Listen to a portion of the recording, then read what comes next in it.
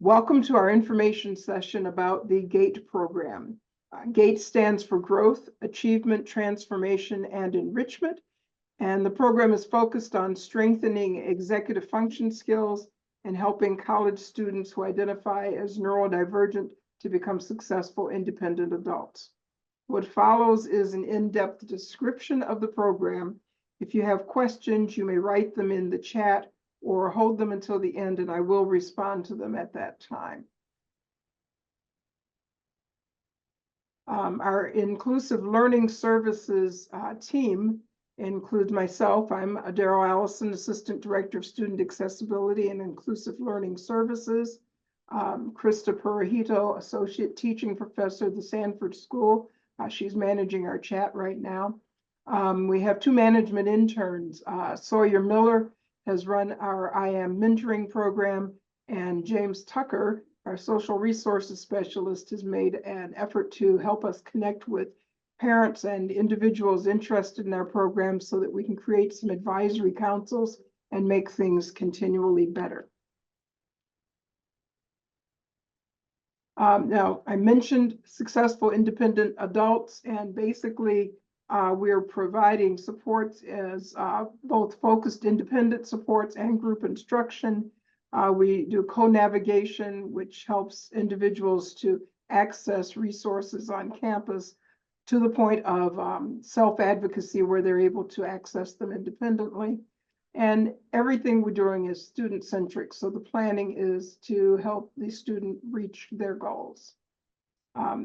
When I break that down more specifically within GATE, we develop skills through executive function workshops, peer mentorships, and other one-on-one supports. We prepare for employment success through career success and career development classes and career counseling and internship opportunities. And we help build learning strategies for self-advocacy, self-development, organization, and many of the other crucial lifelong skills that a person might need. Some people coming into our program are coming straight from high school. Others have been out of high school for quite a while, but it's important to understand that there's a distinction between the laws that we're under and that high schools are under.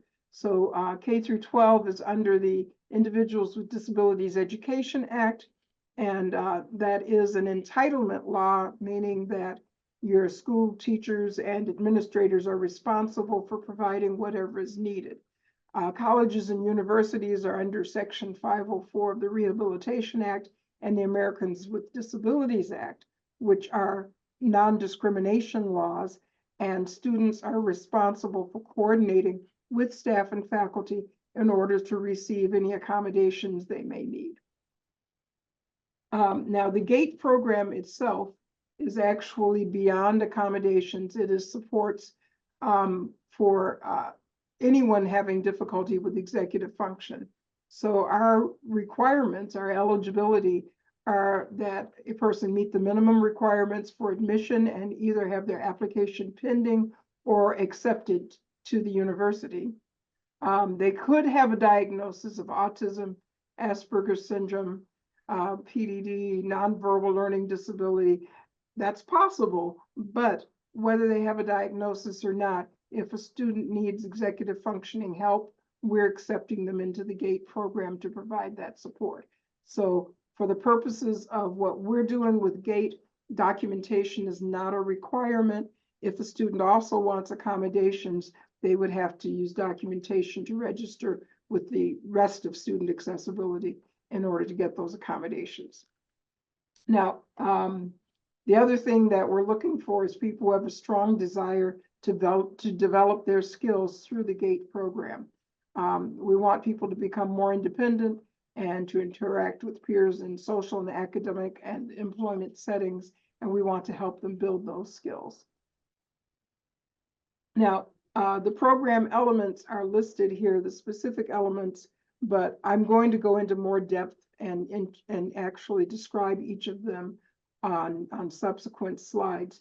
You'll note here that some of the elements are mandatory, like the classes. So the classes in the fall and spring term are mandatory for first year and transfer students. Coaching is mandatory. Anybody in the program has to work with a staff coach. And weekly social engagement activities are mandatory, but not all of them. We schedule them every week. 2 of them are mandatory because we want to make sure people are getting engaged socially as well. So breaking it down, our neurodiversity college success class is the first thing that people are greeted with in the fall. This is a credit course, and it meets weekly. Currently, it's scheduled for Monday afternoons at 3. Like I said, it's mandatory for first year and transfer students. Topics include things like goal setting, planning and time management, use of Canvas, which is our learning management system online, and accessing campus resources, managing finances as a college student. Whatever you're doing in college, we might do study skills one time. We might invite someone in to come and talk about finances, but always we're linking that to executive function and building those skills. The spring course is the GATE Career Development course. This course is taught by our Career Services Liaison, but one of our staff is always present in the class as well. This enhances program continuity as individual supports may build on elements presented in the weekly classes. So this is a credit course also, meets the same time, Mondays at 3 o'clock. It is mandatory for the same group of people, first year and transition students, transfer students. I thought I changed that yesterday.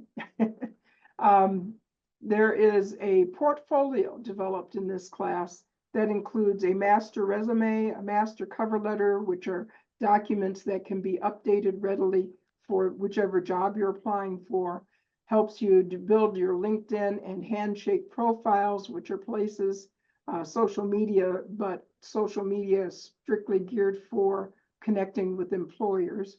And then professional headshots was one of the final things that was incorporated into the portfolio this year, so that our students were able to have the headshot to send out when they're looking for work, or to put on their webpage, their LinkedIn profile, or wherever they might need a headshot. Job search and interview skills are also worked on, and the career development liaison, who's pictured to the left on this at this table, Molly, is available in our offices for drop-in sessions for part of the week as well. So a person might want extra help one-on-one working on their career portfolio, and she's available to assist them with that and to answer specific career-related questions. We have executive function skill development workshops, and those are held weekly, but they're not mandatory, and you don't have to go to all of them. There's no credit aligned with them. The reason we set them up like that is because there are a number of people who may only need one thing. So perhaps you're having trouble getting assignments done. You get locked into it and you can't stop, and you don't know what to do about that because it means you're not getting to your other work. Then you might be in there for the first 15 minutes talking about the Pomodoro study technique, which gives you 20 minutes to get something done, 20 to 25 minutes, and then gives you a bell or a timer to stop so that you get a 5-minute break. And then after you've had the 15 minutes talking about that particular skill, then you would actually have the rest of that class session to work on practicing that skill. That is optional for all students registered with Student Accessibility. And like I said, the topics include body doubling, note-taking, planning, calendar use. They vary all of the time. Everyone has a peer mentor that can be assigned to them. Peer mentors are other students, typically further ahead in school than you are, and they're available for weekly or bi-weekly meetings and can help you with access to the campus or just understanding things from a student perspective. Last thing you want to ask me is, how do you sign up for a student org? No clue. I've been out of school a long time, but a student who's available as a mentor could say, oh yeah, what kind of org are you looking for? Here, this is how you find them, and this, let's go talk to some people. In fact, I'll go with you to the first meeting so you can get to meet some people. So mentors are a great buddy for engaging on campus. One of the reasons we focus on that engagement on campus is because when you meet people in college, they tend to become people who are in your network for life. And they are people who get to know you and stumble on a job and say, oh, my buddy Logan would be great on this job. So then you go, okay, great, let me know about it. So you want to make friends at college, and this peer mentor process is the beginning of that process. Coaching is with the staff person. Again, this is mandatory weekly for first year and transfer students, although grad students and upper class students also have coaching. They may have different schedules. Our coaching focuses on executive function strategies, co-navigation to access campus resources. So if a person says, I've really been struggling in this class, where do I find a tutor? Your coach is the person who can say, oh, here, let me help you identify a tutor. What is it you're struggling with? Do you want an online tutor? Do you want a tutor in your department? Let's identify some sources. So that co-navigation works out at the beginning and helps you to learn the skills to advocate for yourself. And then self-advocacy and skill development are clearly important parts of that. One of the things I found myself doing a couple of times this past semester was working with students who wanted to interact with a professor, and they needed to write an email, but they weren't sure how to write that email so that it wouldn't offend the professor. They didn't want to make them mad and never get a communication again. So I said, well, let's write the email right now during this coaching session. What is it you want to say? And they'd say something and type that, and I'd say, okay. And I'd give a suggestion like, do you think that is going to offend them? Do you think you might say it this way? Is it your intent to ask them to do this, or were you just trying to ask them for more information? So helping the student work through that process. So coaching is a valuable tool in that respect.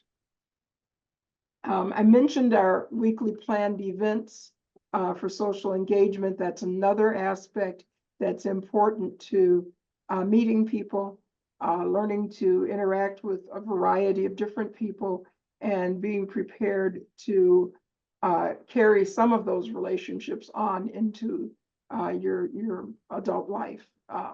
Not every relationship at college goes on, but usually there are a few, 3 or 4 or 5 really strong ones that last for life. So social engagement enhances community, improves communication and relationship skills, develops essential lifelong networks.